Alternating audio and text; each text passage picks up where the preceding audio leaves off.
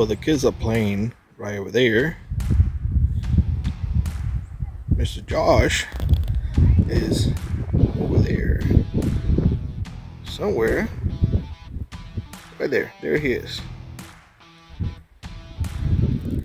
And I'm up here. We are definitely waiting for Caribou to show up.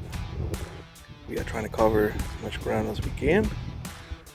We have seen some over there, that area. About 9 so far, but no bulls. This area right here. So nothing more, nothing less. We are here. Definitely put it in the time. I gotta tell you that it's so different of any other hunt that I had done. Definitely when it comes to deer hunting, Caribou is a demon of his own. So there's no rhyme or reason. They just do what they want to do, and well, we just gotta wait and see.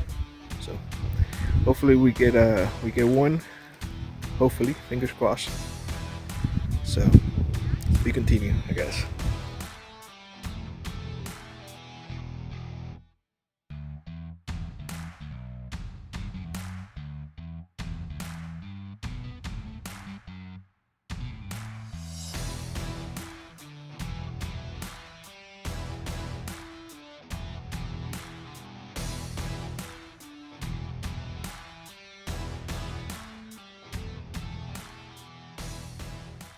Well, we are back in our home. Yes, after we did a little bit of caribou hunting, and we tried a couple of things. I gotta tell you all that caribou is like nothing that I have ever experienced before.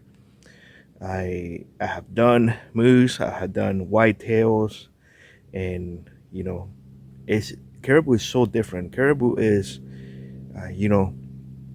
it's at his own category, if you will, because there's no rhyme or reason for it. They're just migratory animals that are just moving around, and I don't know what to tell you. It's just odd whether you get them or not. I think if the herd is moving, you will get them depending on the season and the quota. If not, well, tough cookie, because chasing them down definitely is hard. So you got to stay put and just wait for them to come to you, and then hopefully take a shot depending on the season, and well, not the season, the quota, that is. For example, this year was bull only. So although we have 3 cows literally not even 25 yards away, we couldn't take a shot because they were cows and our tags were only for bulls. So a little discouraging, for residents. We were just talking, and I was like, for residents should be any bull. It's just to put meat in the freezer. For non-residents, the restrictions will be higher, but come on, we live here, we need the meat, we want this. You get what I'm saying? So a little discouraging, but on the other hand, it was encouraging that we see animals moving, and people harvest quite a few. We saw quite a few people living in whatnot with caribou, 1 per person. That's all you get, but it is what it is. But nonetheless, I did experience the 40-mile caribou hunt. It was not as bad as I was led to believe, to tell the truth. I think the company made a world difference, to tell the truth. Josh invited me to his spot. He was gracious enough to show me the ropes, if you will, when it comes to caribou hunt. Hopefully he will have us again next year. So looking forward to next year now, and I got to learn a couple of things on my setup that I'm fixing to show you all. I didn't take a lot of videos because I just want to enjoy the moment, and I want to just have fun with friends and with lads and whatnot, and I want to see the kids just having fun. But this is how it looks after we come back, and let me turn the camera around so you guys can see. So when you leave your house, everything is neat, well packed and whatnot. Well, when you come back, everything is a hot mess, to tell you the truth. A hot mess. But a few things that I did, and this is all we took. We took the Explorer, and when I say we, is Lass and I. We took the Explorer and we slept on the back of the truck. Literally, it was really comfortable, to tell you the truth. Our sleeping mats, the ones that we used for the moose hunt last year, they are winter rated mats. Work wonderfully. Here's a picture so you guys can see how it look. I'm 5'11". I have more than enough space to sleep in here. That was not a concern at all. It was, again, it was very pleasant. Now, the one thing that I had decided to do is getting one of these hinge racks. And I got, this is 120, whatever that is, Igloo, a large marine cooler. I like 3 or 4 of this. This is the ones that I take to Valdez when I go salmon fishing. And I was like, you know what? I just don't want to have it inside. I want to have it outside. And I started thinking, I was like, I swear I have seen this at Walmart. This is not that expensive. This was like $70. That's it. And it tilts forward and everything. So I bought one. I installed it. And I have, I mean, it's right now, just, it still have ice. And the ice has been there since Thursday night. And today is Sunday. So, you know, just having some ice to put the meat in there. But yeah, I brought 2 10-liter canisters that fit perfect right here. I'm going to show you so you guys can see. And that worked out really well because, well, if we needed water, all we had to do was just tilt it. And we filled our canteens and whatnot.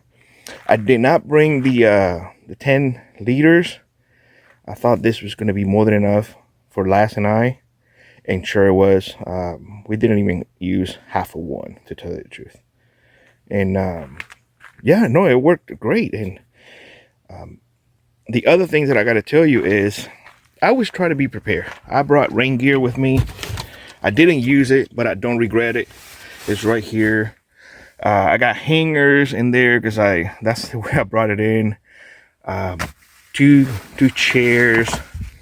The packs. These are frame packs. This is a frame pack that I use, and I give Lass and Alice backpack, a medium size for military. Came to find out that it's a lot heavier than this frame pack. So Lass was struggling a little bit, you know, going up the hills and whatnot.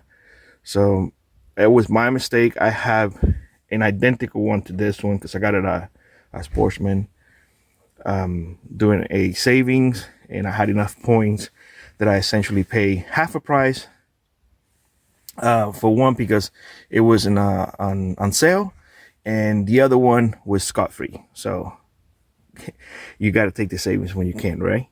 So yeah, Lass is going to be having one exactly like mine. These are small straps, you know, just in case. The inReach linear is right there. I had the inReach with me. Constant communication with home. Dee was comfortable. You know, she was like very happy that, you know, we can text back and forth, and the inReach sends the location. So she was not concerned at all. You know how big mamas are, big bear mamas are with their little cubs. So I did brought my hunting pack. I just left it in the truck, you know, because I have everything in there. Even my jacket, I took it off, but it was now not cold for me to wear. Lass brought his pack as well with all his stuff inside. Garbage bags and whatnot. I'm here, believe it or not. And all I brought with me was freeze-dried food. That's all I did. I kept it simple, as simple as possible, that is. Because otherwise, you know, I felt like I was like, no, I'm just not going to be cooking and whatnot. Although I would have loved to cook because I love cooking in the campsite. But this time around, I didn't know how things were. I was a guest. So I was like, I'm doing things the easy way. the lazy way, if you will. And I'm just gonna keep it very simple. The other thing is I brought enough wipe with me, for TP purposes, for cleanness purposes. Like when we came back from the hills and whatnot, and I just got a whole bunch of wipes instead of wasting water. That's why I didn't go through so much water. And just clean my face, my hands, my ears. I did the same with last, same thing. So we essentially use a lot of wipes instead of water, which is a good thing and a bad thing. A bad thing is it creates waste. So here's a garbage bag with the waste that we created, and I brought it home. I don't leave anything behind. But the good thing is that, well, we didn't waste any water, which is always a good thing, in my opinion. That's just the way I see it. You can't have it both ways.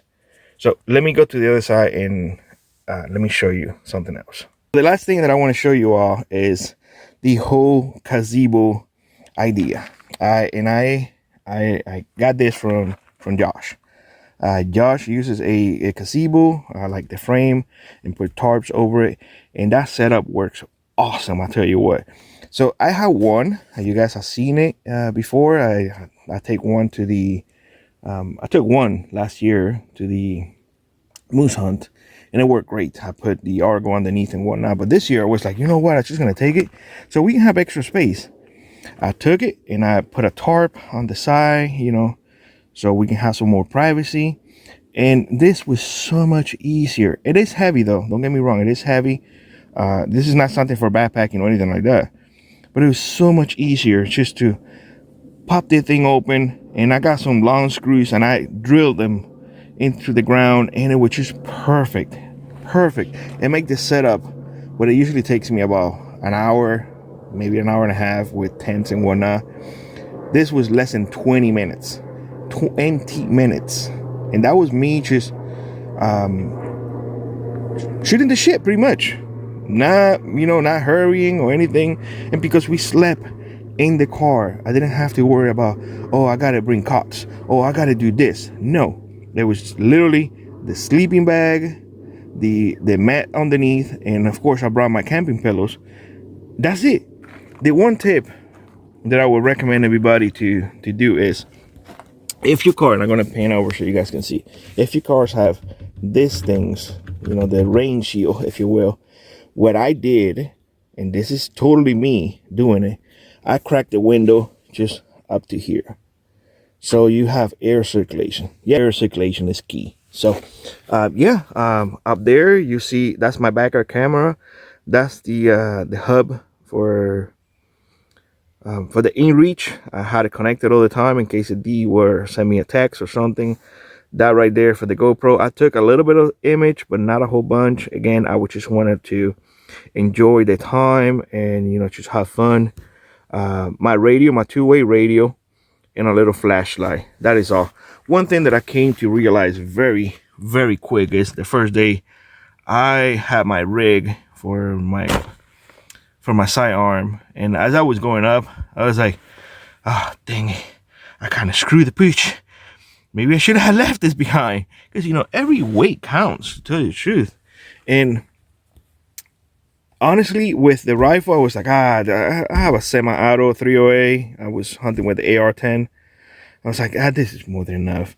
This is more than enough. So honestly, unless I'm doing ATVs or with the Argo and whatnot, that I don't have to, just go up the mountains or down the mountains and whatnot, I probably will not be taking the chest rig anymore. Just because, well, my leg hurts. Both of my legs hurt. So, and there was a time that last got so tired that I had to put this pack on mine and then haul things up. So, it was a short distance, but nonetheless, imagine all of this weight on top of an animal. So, personal choice, nothing more, nothing less. You do you. I always remember, you have to do what is right for you, what it feels right. I'm just telling you the things that it worked out for me and the things that it didn't. For example, those chairs. I highly recommend y'all, if you don't have any chairs, to get those little cheap ones. They work great. I had the other ones that I had showed you before. They're very lightweight and whatnot, but this terrain that I was, well, those other ones didn't work at all, or would not work at all. You need those 3 legs so you can, just maneuver yourself and get situated. But I mean, they're not the most comfortable ones, but it keeps your butt off the ground. You get what I'm saying? And the last thing is, everyone should invest in a Thermacell. These things are lifesavers. I'll tell you what, I really do love Thermacell. This one is my old one. You guys can see, look, that I dropped it one time and it cracked and everything. There's glue together. This thing is older than my son. This is more than 15 years old and it's still live and kicking.